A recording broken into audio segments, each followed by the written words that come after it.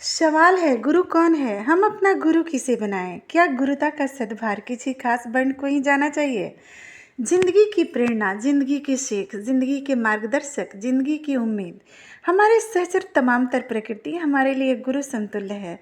सही मायने में जिंदगी के निर्माता वक्त और परिस्थितियां भी होती हैं।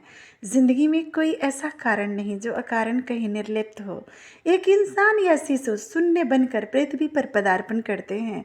उसे सुजोग या सुपात्र गढ़ने की जिम्मेदारी माँ बाप, अन्य अभिभावक, गुरुजी यानी शिक्षक के अतिरिक्त एक पूरे समाज का उत्तरदायित्व होता है। हमें हम सबको यथासंभव एक सुसभ्य व सुसंस्कृत समाज की संरचना में सहयोग देना चाहिए। आषाढ़ पूर्णिमा के दिन गुरु पूर्णिमा विशेष तौर पर मनाया जाता है। कहा जाता है उसी दिन महर्षि वेद व्यास जी का जन्म हुआ था। उनके द्वारा अध्यात्म के फलाफल वेद की संरचना तैयार हुई थी। उन नीति विधि शिक्षा धर्म प्रवर्तक को कोटि वंदन है। गुरुर् ब्रह्मा गुरु विष्णु गुरुदेवो महेश्वरः गुरु साक्षात् परब्रह्म तस्मै श्री गुरुवे नमः। गुरु शब्द से एक सुयोग्य दिशा निर्देशक का बोध होता है। दरअसल इसी गुरु शब्द में एक गूढ़ विशेषण भाव समाहित है। गूढ़ शब्द जितना आसान लगता है उतना ही गूढ़ व रहस्यमय इसका तात्पर्य है। हम बुजुर्गों द्वारा इस गूढ़ शब्द का उच्चारण यदा सुने होंगे, अरे इसको बहुतेरे गुर आते हैं। गुर एक छोटा सा शब्द में बहुतेरे लगे हैं, यानी और भी अनन्य गुर होते होंगे। जी हाँ, गुर शब्द का बृहद व विशेष भावार्थ ही होता है। इसमें विज्ञान और कला उसके तमाम तर प्रकारांतों सहित समन्वित होते हैं।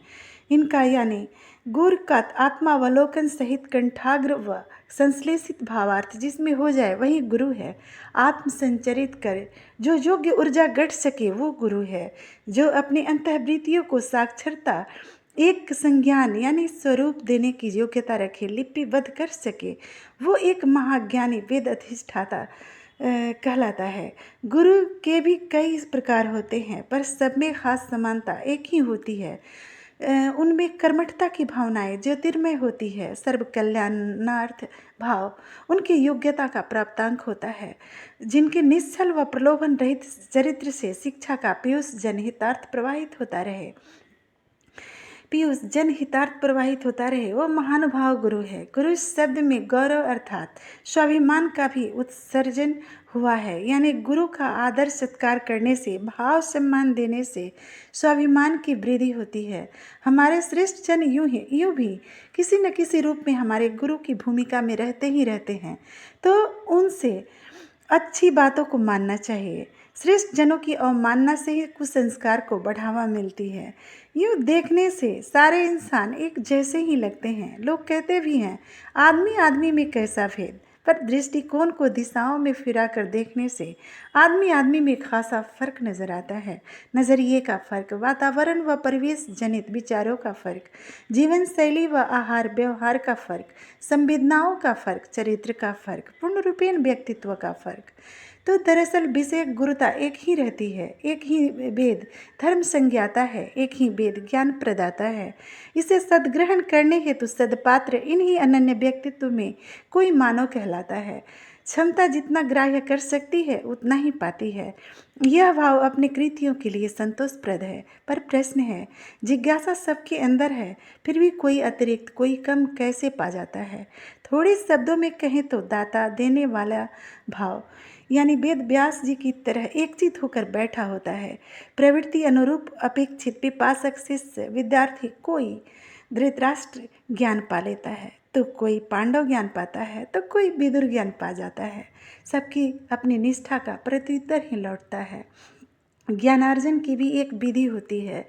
संपूर्ण तन्मयता व सुचिता से ज्ञानार्जन के लिए अभ्यास करना चाहिए। नित्य कर्म से निवृत्त होकर पूरे मनोयोग से चित्त को शिक्षा के लिए प्रेरित करना चाहिए।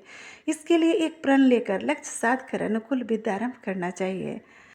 क्या गुरुता का सद्भार किसी खास वर्ण को ही जाना चाहिए? हमें गुरु किसे बनाना चाहिए? इसके लिए व्यवहारिक व आध्यात्मिक दृष्टिकोण से सोचने समझने की ज़रूरत है। आप स्वयं के लिए कितने निष्ठावान हो, आप कितने आस्तिक हो, पहले ये सोचो, फिर गुरु से ज्ञान पाने का विचार करो। अगर आप यथार्थ से आगे परिकल्पनाओं को या मिथक को नहीं मानते हो या हर बात के लिए आपको प्रमाण की ज़रूरत होती है, तो आप व्यवहारिक दृष्टिकोण से आगे बढ़ो, पर इसमें भी अपनी कर्मठताओं के लिए आशातीत होकर। इसके लिए जिंदगी के क्षेत्र में आपके स्वरुचि व सहूलतों के मद्देनज़र एक पारखी व प्रदर्शक की ज़रूरत होगी। आप उसे अपनी निष्ठा सौंप कर उससे उपार्जन हेतु गुणवत्ताएं सदग्रहण करते हो। वो प्रदर्शक भले ही विनिमय भाव से जुड़ा हो आपसे, पर वो आपके व्यवहारिक तौर से गुरु होगा। जिससे भी हम कुछ खास व जीवनोपयोगी सीखते हैं, वो गुरु का स्वरूप ही होता है। अब अगर आप पूर्ण रूपेण आस्तिक हो, ईश्वर को विशेष तौर पर मानते हो, इहलोक परलोक में भरोसा करते हो, आप सूक्ष्म वृत्तियों को व आत्मा को अपने शरीर अंतर्गत महसूस करते हो, आप संवेदनाओं से परिपूर्ण हो, आप व्यवहारिकता से मिली उपलब्धियों को अपना पारिश्रमिक सहर्ष कबूल करते हो, तो आपको आध्यात्मिक गुरु की ज़रूरत होनी चाहिए। आप व्यवहारिकता से ऊपर की श्रेणी में आते हैं, आपको आपके मनोअनुकूल विशिष्ट प्राय गुरु की ज़रूरत होगी। आप सरल नियमितता के ऊपर उठकर ज्ञानार्जन के काबिल हैं। आप विशिष्ट जनों की देखरेख में अपने आंतरिक नियमन को अपनाइए। शायद आप जैसे ही कल्याणार्थी के हाथों आध्यात्मिकता एक बुनियाद सुदृढ़ व पुख्ता यथावत रहती है। व्यवहार आध्यात्मिकता के दृष्टिकोण से देखें तो श्री राम जी वन गमन के दौरान विभिन्न जगहों स्थानों पर कई ऋषि मुनियों से ज्ञानार्जन करते हुए आगे बढ़ते रहते हैं। वो ज्ञान के पिपासु पंछी हैं। जहाँ सार मिला वहाँ क्षणिक विश्राम करके अपनी जिजीविषा बुझा लेते हैं। वो ऋषि मुनियों से उनकी जात पात या वर्ण विशेष नहीं पूछते। जिसके अंतर्मन में जितना भाव समाहित रहता है, वो अपना अनंतर पीढ़ियों को उतना भाव प्रतिदान सौंपते हैं। गुरु शब्द स्वयं में विशिष्ट भाव है। इसमें कोई वैकल्पिक शोध बाकी नहीं। जिसमें भी योग्यता हो और उसे स्वाभाविक तौर पर वितरित करने की समग्र गुणवत्ता हो, वही गुरु है। बहुरूपिया व आडंबरधारी समाज में प्रकारांत भ्रमण करते फिरते हैं। गुरु बनाने से पहले सावधानी व सतर्कता बरतनी जरूरी है। इसीलिए पहले के ज़माने में लोग खानदानी गुरु बनाने का रिवाज रखते थे।